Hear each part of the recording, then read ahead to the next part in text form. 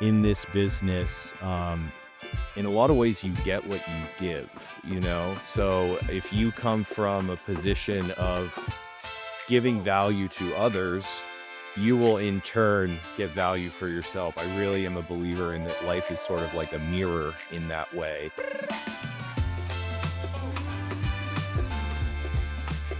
We all watch shows like House Hunters. I mean, every time I go to my parents' house, they have it on, although it's cable and not streaming, so that's a whole other thing. So I'm really excited today to talk to a guy who's actually living the real life Property Brothers HGTV world. I have Gaetano Morello. He's in Boston.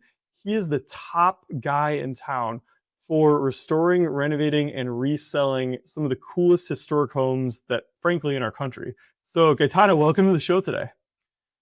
Thank you for having me. Happy to be here.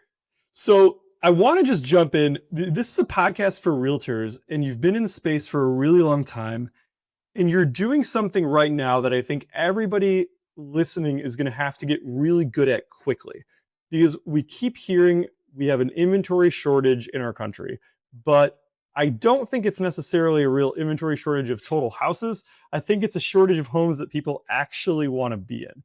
So what you've done through your company High Street Development is you've found homes that have the bones, homes that are in the right areas, homes that have the history, homes that have potential, but people are lazy. They don't want to take the project on themselves. And frankly, they don't have the experience or the connections to get those properties renovated to the level that they would actually want to live in them. So you're basically doing it for them and then selling it to them. So tell us all about that. How did you get into this? How did you get good at it? And I would love to hear about some opportunities for agents around the country who have historical homes in their areas, maybe like how they could look at those things a little bit differently. Absolutely. And great question. I think, first and foremost, this is a podcast for realtors, which I love because that's how I started in this business. At 18 years old, I got my real estate license. I was studying at Boston University and I made my way renting my friends their student apartments and renting all the fraternities, their frat houses. So that's really where I got the itch for real estate. Ended up after college moving to New York City, getting my master's degree in real estate development while also working for the number one team at Sotheby's in New York. I love brokerage. I still to this day am really active in that industry. But it's when I moved back to Boston about 8 years ago, I found my first development deal, and that was a historic brownstone in the Back Bay. That sort of snowballed from one project to the next. I had found my niche. I wanted to be in this world of repositioning these beautiful old properties. You talked about, how supply constrained the market is. And yes, even more so in Boston, especially when you add these layers of really old brownstone buildings that need a ton of work. It's literally like finding a needle in a haystack. But we've gotten really good at what we do thanks to, the brokerage community and great agents who are able to find these properties for me. And yeah, it takes a lot of patience. You're saying that buyers are really picky and they about what they want and finding the property that checks all the boxes. And I think one of the beautiful things about completely gut renovating these homes is that you're able to put in all the wants, needs, and desires of those buyers so that when it's finished, this property that was originally built hundreds of years ago has every bell and whistle and all the modern amenities that a buyer could want. So let's talk about, I want to like separate this out into acquiring the properties and then second into renovating and then third into selling. So if we start with the acquiring the properties, walk us through any tips and tricks you have on acquiring these properties because obviously, like you said, they're kind of needles in a haystack, but on the same token, you guys have done this 10 plus times. So there has to be something predictable and repeatable that you could teach us. But I kind of want to, I want to know the nuts and bolts of like, what are the different ways that you've acquired these properties? Absolutely. And you probably hear this all the time, but real estate is a relationship business. So it all comes down to relationships, having momentum, and having a great track record. So I think a lot of people come to me, whether it's a broker or even somebody in the neighborhood. We've done several off market brokerless transactions as well, who just know that, I'm the brownstone guy. So they've come to me, they know I have a proven track record, ability to close. Um, so I think that relationships are paramount. I also I'm live. also hearing that they're coming to you because you have a niche, right? So relationships are paramount, but you after the first project you did on a historic brownstone, that generated some buzz. That generated some publicity. You publicized it on Instagram. You got the word out, and then you got that message out to the people that you were already networking with to then position yourself as, hey, I'm your guy for this specific niche. Right? Like they're not necessarily coming to you with like development deals on 80-story condo buildings in Boston, right? Like they're coming to you for a very, very narrow type of housing stock that you've established yourself as the best at. And I think that's a really interesting lesson for everyone listening is that I don't need you listening to this podcast to become the number one brownstone guy in your city. Like your city might not have any, right? But it's all about taking the general playbook that he's using, figuring out what's the one thing you did really well that you think you did better than others on, and then marketing that one thing because that's a tangible calling card that you can use, in the future. So I love that. So you established yourself as the expert, and then you use your networking to get basically more deals. Are there any other ways that you've acquired some of these properties? Yeah, you make a great point on finding your niche. And I think that's great advice to your audience is like find that, whether it's one location, one property type, and be the best at it. Um, Social media, leveraging TikTok and Instagram has been huge for me. You can really cast a wide net with that. So I'd say that that's also a great way to promote yourself, take that niche and really, put a microscope on it, and let people know what you're up to, which will eventually generate leads. Have you seen this? Do you feel like this is where everyone is screwing up on social media? Like, if we were to just like mess around right now and go to 50 realtors' social media pages, I bet you we would find 49 people who have the same generic stuff posted that basically tells me nothing more than they have a license to buy and sell general real estate in whatever cookie cutter area around the country they're in, versus getting to real estate pages for professionals that have a super specific focus in one type of housing stock, one specific city, one specific type of buyer or seller, not to get into discrimination on that. But like most realtors portray themselves as a generalist.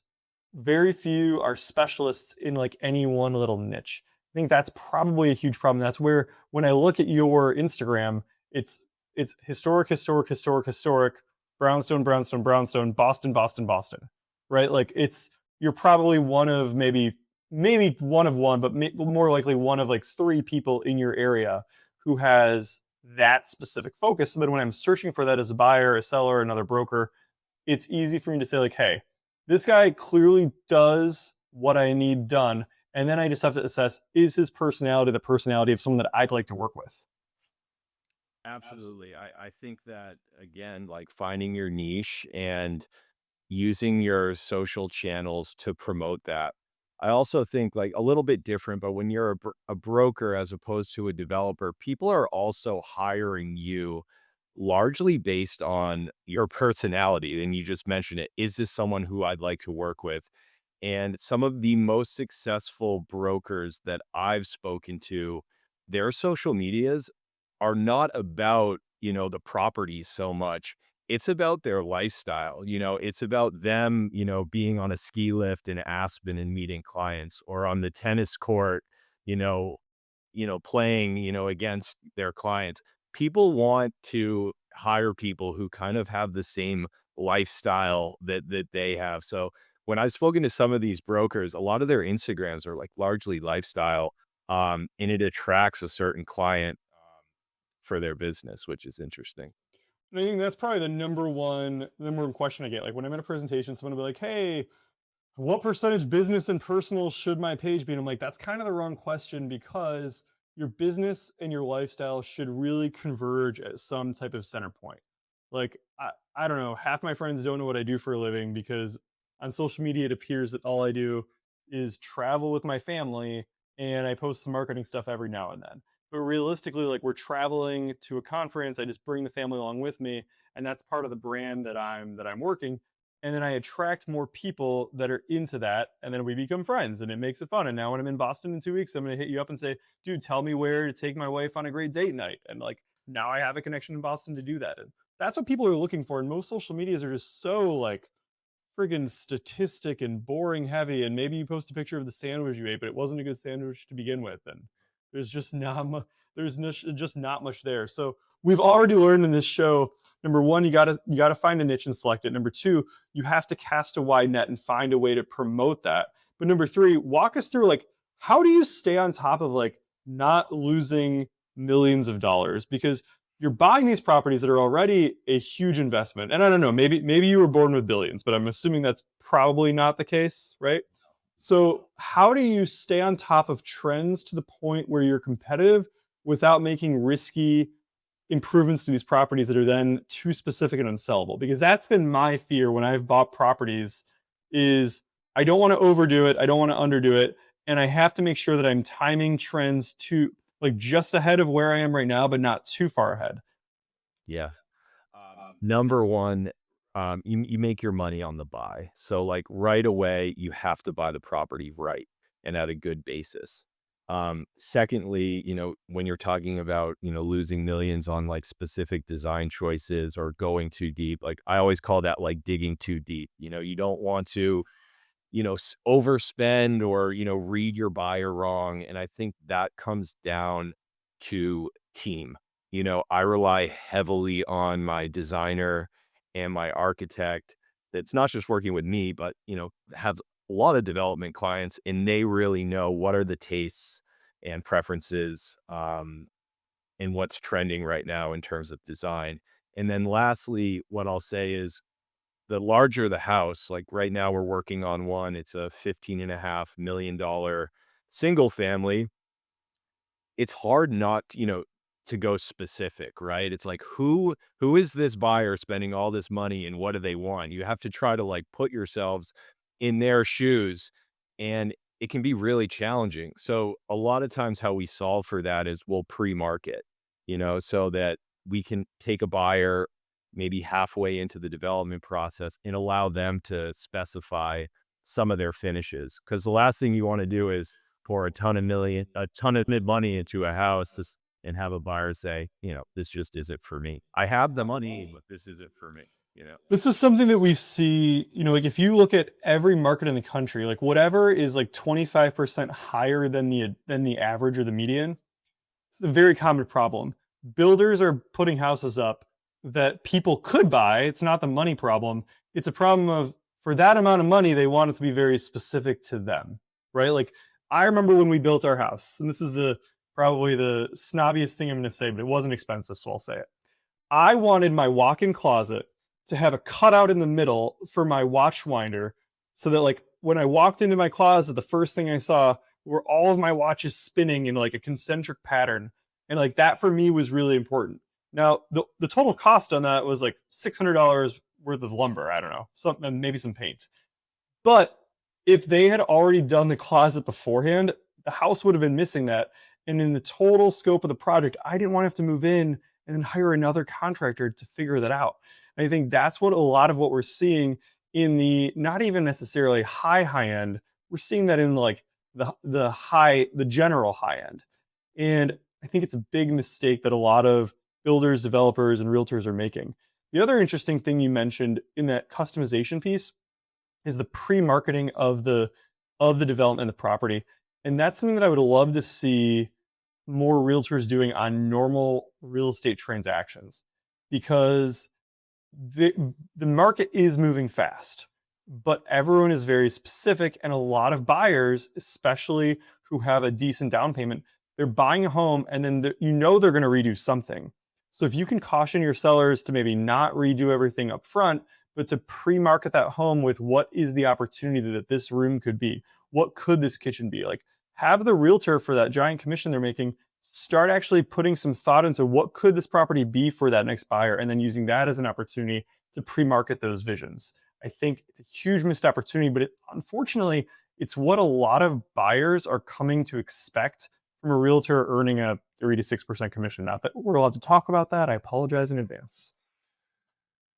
Yeah, I mean, I think you nailed it in terms of pre-marketing. I mean, what we do, for example, are we do some like really incredible renderings, and I think that, that's not new news for anyone, but I think investing in really great renderings is a great way, especially in new construction, to market the project. And, to your point, I think that watch case is very cool, but it just goes to show you like people are very specific about what they want, and so in those types of spaces, as a developer, we don't usually build huge primary closets. We give an allowance, so here's X number of dollars that you can work with the mill worker to have it exactly how you want it. So we don't really touch those really personal spaces. We like to allow the buyer to have that customization, the way they like it. Well, I think that too, it's not the way that traditional realtors selling to buy working with buyers and sellers think about it, but it really should be. Because if you start with a budget-based approach, the purchase price of the property is just one piece of that. There's also the renovation costs, there's also the furniture costs, there's also everything else. When you go deeper with your clients from the very beginning and you're able to talk about like the full picture, you're able to do a lot more. And that's actually probably a good transition into the second venture you have, which is Level Up Mastermind, which I found really interesting. So you've been working with obviously all these relationships you've had that have helped you build High Street, but through that process, you realized you were giving a lot of the same advice, value to all these other realtors, brokers, and professionals. So you were able to you put that all together in a package and created, Level Up Mastermind, which is more of a holistic, I would say, um, a holistic group that is more than just generating sales. Like if we apply the principles, we're all gonna sell more and make more money. But you're doing something that everyone else is doing, but with a different twist that makes more sense for you and the people that you're attracting. So tell us about Level Up Mastermind and kind of like what you've been able to achieve for your members with that. Absolutely. So, about 5 years ago, I was still very involved in, renovating these historic brownstones, but there was a piece sort of missing, and that was community. So I founded this mastermind called Level Up Mastermind with a goal of bringing together like-minded, driven, top-performing professionals in the real estate industry together to support one another in their careers. So it's developers like myself, investors, brokers, attorneys, marketers, designers, architects, everyone who touches real estate coming together weekly on a Zoom call to talk about what they're feeling challenged by in their business and connecting the dots with one another. We're all about cooperation, helping each other, and that, we're always only in competition with ourselves. I think real estate brokers, get this rap for like, it's really competitive and cutthroat, which is true. But I think if you can look at it through the lens of, there's plenty of business to go around, come at it from an abundance mentality, it's amazing what you can achieve. So, this group is not just about throwing amazing events, hosting incredible guest speakers. It's about committing to other people's growth just like your own. So right now we're about to launch our mobile app, which is an AI powered goal setting and accountability app. There are leaderboards. You can put points up as you're reaching your goals. You can see what your friends' goals are, and climb the ranks of the leaderboard and win prizes. So it's sort of like a networking group, motivational group, accountability group, social club, all wrapped into one.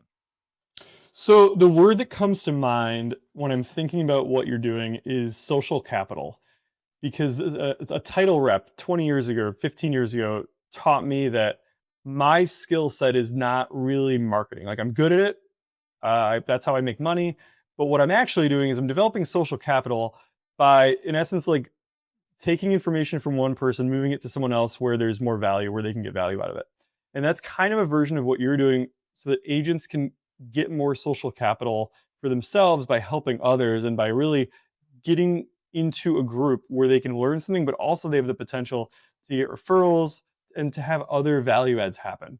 I think too often realtors look at other agents and professionals as the competition, and it's a bullshit approach because there's so much more to be had from people who do something similar to you than the opposite. Like, tell me why in New York there's an entire street where every single business does the same thing.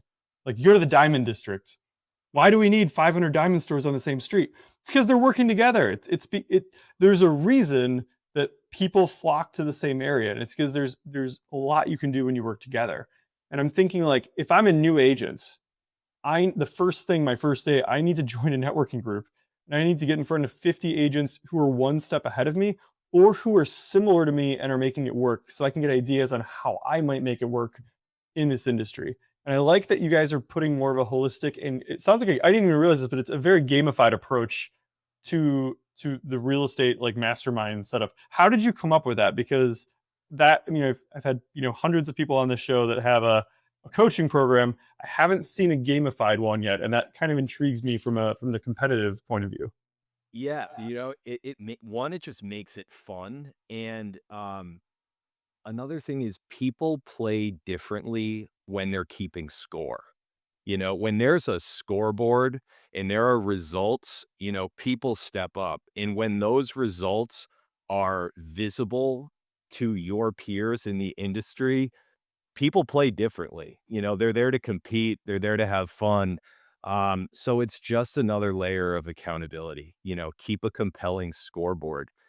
We based sort of our approach off of this book called The Four Disciplines of Execution. It's the 4DX method, if you want to look it up. And one of those principles is keep a compelling scoreboard. I love that. So give me an example of a couple of the things you do on a daily or weekly basis, because I'm always fascinated by the daily routines of high performers. What are some of your daily, weekly routines that work for you, but that also I'm assuming have made their way into the things you coach people on? Yeah, absolutely. The number one thing for me is like fitness. I work out at least 5 days a week. That one is huge just to keep my mindset right. I meditate most mornings. I have a pretty intense vitamin regimen. I wear a whoop. I track my sleep. So I'm really into sort of like monitoring my body, how well I'm sleeping, my recovery. But gratitude journaling, always reminding yourself like what you're thankful for each morning is huge. Maybe just 10 minutes of meditation, and fitness. I think those are sort of my like keystone habits. So one of the things like on the gratitude side, so I've been doing this for years, and I noticed that I was really good at thanking people when they did something for me, right? Like, but as I thought about that more, that was very much reactive, and I wasn't necessarily like advancing the ball by being reactive. So what I started doing is I started making phone calls to people that I know, like, trust, that I love, that I genuinely enjoy spending time with, and said, "Hey, how could I help you? Like, what could I actually do that would help you?" Versus like, and not just like giving you a lead. I want like one thing that I could do for you outside of the normal scope that you would expect a realtor to say. And once I started doing that, I was able to like really get people to want to start taking my calls more, and it made it easier when I then did have a salesy call to make. Walk me through like, what are some of the things that you've done that have really moved the needle for you on getting new leads, or getting, I guess, like, making money in this business? Because everyone does it so differently. I'd be just curious to see like what's really worked for you. Yeah, hey, I love what you said there about, not being reactive and then also taking ownership and reaching out and being in contribution. I think in this business, in a lot of ways you get what you give. So if you come from a position of giving value to others, you will in turn get value for yourself. I really am a believer in that life is sort of like a mirror in that way. So the way that I approach my business is with, some really incredible core values, like generosity, respect, integrity, and sort of like committing to those daily. And I think what you'll find is when you're living in alignment with those values, you're going to attract those people into your life, and those people are going to bring success, and abundance to you. So it's like I'm a firm believer in, um, the frequency, the energy that you put out, you attract, and just sort of making that commitment to yourself each morning. How am I going to show up today? Is really important. I think it's a very like people talk about this kind of stuff all the time, but very few people are actually time blocking those types of activities in their calendar. Like I think like almost everyone on the show probably time blocks the gym these days into their calendar, right? If you don't make time for it, it's just not going to happen. Your calendar is going to escape you. Yeah. But making that time to actually ensure that you're putting out the right energy, I think that's probably the number one leadership trait out there, right? Like, I can't expect my team, whether it's my designer, whether it's my marketer, whether it's whoever, or my family or my kids, to give me the results that I need if I'm not putting out the right energy and if I'm not putting out positivity that inspires them to like want to mirror that back to me. Um, I love that you have that like set as part of your day because it ensures that it will happen. Most people just aren't doing that. I want to kind of end here. You're working with a higher end clientele than most. What tips would you have on working with that crowd? So obviously, not everyone listening is already in that crowd, but many in our business do aspire to be there. So how did you first break into that higher end market? Because even in Boston, where things are pricey, $15 million buildings are not in the average price point. So how did you break into that crowd? It took me a long time to get there. The homes that I was selling, 8 years ago were like around 1 million. And then I think the deals sort of progressively got larger. And I think, once you're over 10 million, the air is thin up there and the pool of buyers is small. I can say that, a lot of times when you're working with people who can afford these homes, and oftentimes, they might be billionaires or, quite wealthy, um, they're used to hearing yes a lot. So like all of a sudden you're now sort of much more in the service business in serving these clients. So I think like a lot of something to learn is like, being patient and understanding that, you need to provide a really high level of service to these clients, especially when you're sort of customizing these homes. I once was a spec developer, but now I'm a custom home builder. And the roles shift very quickly once you sign that contract. So then, you're in the position of really, hand holding and taking care of these individuals and building their dream home. Um, so I would say, just, pay really close attention to the level of service that you're providing your clients. And that's what's expected at those price points. It's almost like making sure that you have uh like a pattern and a plan for being a better listener because you don't get a second chance, right? Like number one, you actually have to listen, write stuff down, but number two, you have to then convey back to them that you were listening in the first place. So like someone who was on the show probably 2 or 3 years ago taught me after every meeting, send an email with a follow-up of what you just discussed. And I mean, right now with AI, it's pretty damn easy, right? Like every phone call can be recorded or at least notes can be taken. And ironically, you don't need to give someone consent to take notes with AI on a call. You do need to give consent in most states to record the call. But to just show someone that you're a great listener by doing that and also save those notes so that you can, every time you're going into a new meeting, bring up the notes from the old meeting, read them first, mention a couple of them, just so that that person knows that, hey, Gaetano was listening to me. He heard what I had to say. And if that's the only thing you can do that's special compared to your competitors, you're probably going to win 95% of the time. So, Gaetano, if people wanted to get more information on the mastermind, on high street development, if they have a client moving to Boston that needs a sick place to live in a historic home, how could they get a hold of you? How could they learn more about what you're doing? Yeah, I would say find me on Instagram. I'm really active on that platform. My personal handle is real estate boss, boss with one S for Boston. You can also find Level Up Mastermind, level up underscore mastermind on Instagram, and High Street Development on Instagram as well. You'll find all of our websites there. Shoot me a DM. I try to respond to everything. And let me know if you have any questions about my development business, about the mastermind. I'm really an open book. So Well, I'm seriously excited to check out the mastermind because I like the idea of winning at a game. So the fact that like I can earn points and I can kind of like take all the things that I'm already doing, hopefully add a couple new ones in, and then win at the game against and with my peers and help them win at the same time. Sounds like a ton of fun to me. So for anyone listening who's kind of tired of the coaching that they've been doing, if it's getting a little solid or getting a little stale, try something new. This sounds like fun to me. Dude, thank you so much for joining on the show today. I appreciate it.